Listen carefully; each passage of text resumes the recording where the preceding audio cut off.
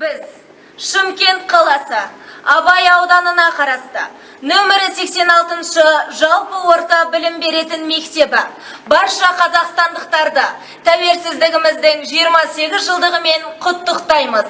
Көк байрағы желбіреген бүгінгідей абыройлы да айбынды, беделді де берекелі, ынтымағы мен бірлігі жарасқан еліміздің тәуелсіздігі мәңгі баянды болғай.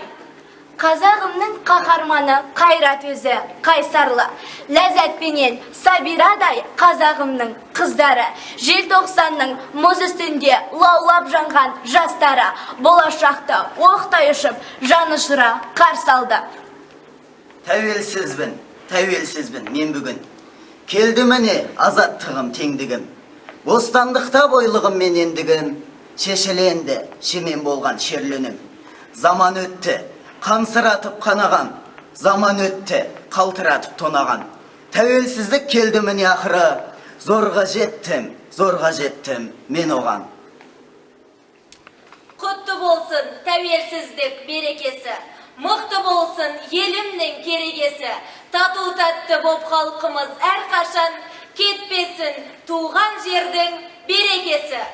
Бұл челленджді Шымкент қаласы нөмірі 130-шы және 132-шы жалпы орта білім беретін мектебіне жолдайды.